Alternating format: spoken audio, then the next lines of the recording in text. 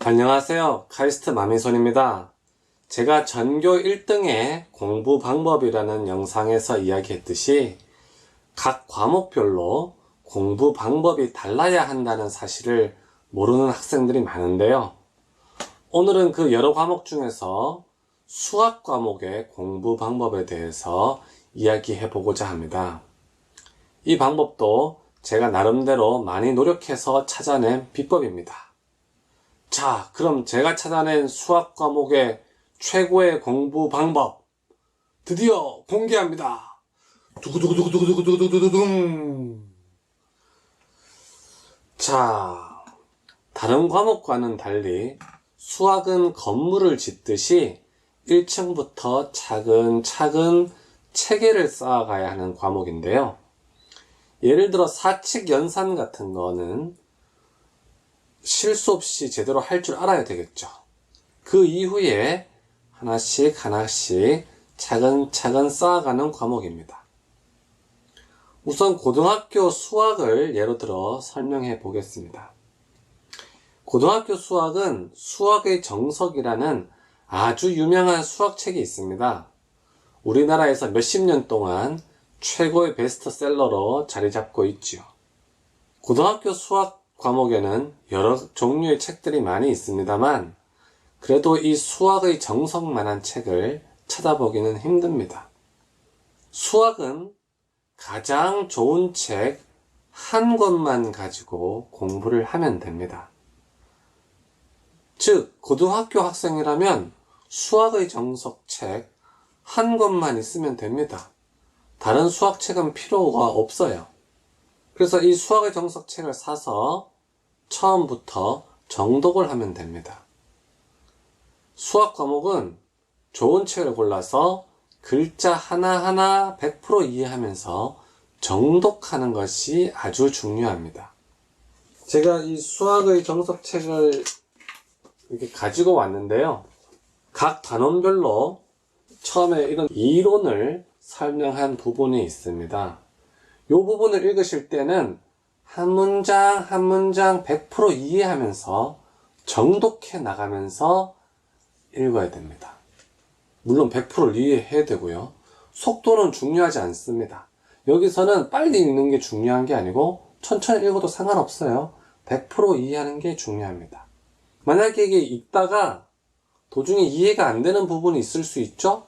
그러면 선생님이나 친구에게 물어서 꼭 이해하고 넘어가야 됩니다. 참고로 말씀드리면 영어 과목의 공부 방식은 이것과 좀 다릅니다. 이 앞부분은 이제 완벽하게 100% 이해하면서 넘어갔죠? 그리고 나서 보면은 기본 문제라고 하는 부분을 만나게 됩니다.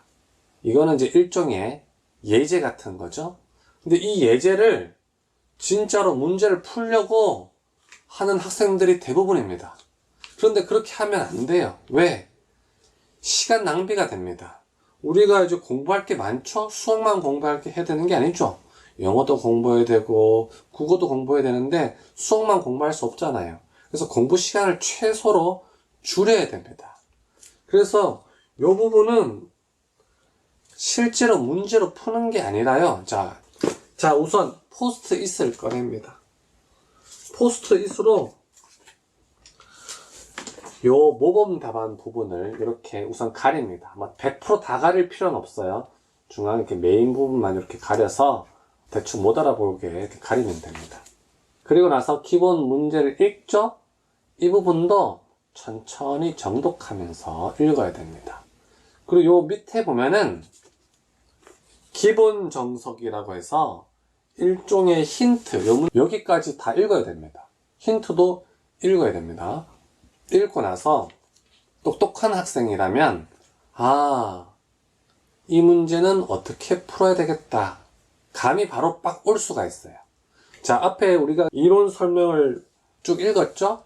읽었기 때문에 요 기본 문제를 읽고 이 문제는 어떻게 풀면 되겠다라고 머리에 빡 떠오르는 학생도 있을 수 있어요. 그럼 되게 똑똑한 학생이죠. 하지만 대부분의 학생들은 이 문제랑 힌트를 읽어도 이 문제를 어떻게 풀어야 될지 모르는 경우가 대부분입니다. 자, 어떻게 풀어야 될지 모르겠다. 그러면 한 30초 동안 생각합니다. 30초 동안 생각하고요. 그래도 안 떠오르면 어떻게 하면 되느냐? 이걸 이렇게 뗍니다. 포스트잇을 딱 떼고요. 그리고 나서 모범 답안을 읽습니다. 문제를 푸는 게 아니라요. 모범 답안을 읽는 겁니다. 천천히 정독하면서 100% 이해하면서 읽으면 됩니다. 그러면서 이 문제는 이렇게 푸는 거구나. 이렇게 알면 됩니다. 이 기본 문제, 일종의 예제에서는 문제를 진짜로 풀려고 덤비지 말고 문제 보고 답을 보고 이거 이렇게 푸는 거구나 이해하면 됩니다. 자, 어떤 학생은 여기 모범 답안을 이렇게 가리고 나서 문제만 읽었을 때 이 문제 어떻게 풀면 되겠다 바로 머리에 딱 감이 오는 학생도 있어요. 똑똑한 학생들은. 그런 학생들은 어떻게 하면 되느냐? 딱 떼고 자기가 생각했던 것과 이 모범 답안이 일치하는지 확인하면 됩니다. 일치한다면 나 똑똑하구나 하고 넘어가면 되고요. 만약에 일치하지 않는다면 모범 답안을 보면서 이 문제는 이렇게 푸는 거구나 이해하면 됩니다. 그리고 그 아래에 보면은 유제라고 있어요. 유제는 뭐냐면은 요 기본 문제와 유사한 문제를 살짝 바꿔서 이제 문제를 낸 부분인데요. 이 부분은 시간이 된다면 실제로 풀어보는 게 좋습니다. 왜냐하면 그 위에 기본 문제와 모범 답안을 봤기 때문에 이 문제는 어떻게 푸는지 이제 이해했거든요. 그래서 유제는 웬만하면 풀 수 있을 겁니다. 유제는 직접 한번 풀어보고 답과 비교해 보길 바랍니다. 이런 식으로 해서 기본 문제를 쭉 넘기면 돼요. 기본 문제를 쭉 그런 식으로 똑같이 공부하면 되고요. 넘기다 보면은 이제 그 각 단원의 맨 마지막에 뭐가 있느냐? 바로 연습 문제라고 하는 부분이 있죠. 자, 이 부분이 이제 중요합니다. 연습 문제라고 하는 부분이 이제 드디어 문제를 풀 시간이 온 겁니다. 자, 이제 문제를 하나하나 정독합니다. 자, 한 문제 첫 번째 문제를 정독을 해요. 딱 읽고 나서 이 문제는 이렇게 풀면 되겠다. 바로 딱 감이 올 수 있어요. 그러면 바로 풀면 됩니다. 풀고 어떻게 하느냐? 한 문제 풀었으면 바로 모범 답안하고 비교를 해야 됩니다. 자, 이런 학생들이 있어요. 여기 연습 문제를 모두 다 풀고 나서 답안과 비교해야 된다고 믿는 학생들이 많습니다. 근데 그렇게 하면 안 돼요. 왜? 내가 한 문제를 풀었죠. 한 문제를 풀었을 때 문제를 잘못 풀 수 있잖아요. 잘못 풀면 어떻게 되느냐? 자, 이 문제를 다 풀고 나서 모범 답안을 보려면 연습 문제를 다 푸는데 보통 한 1시간 정도 걸리겠죠? 그러면 내가 문제를 잘못 풀었을 때 그 문제를 잘못 푼 기억이 1시간 동안 내 뇌에 저장되어 있죠. 그럼 어떤 문제가 발생되느냐?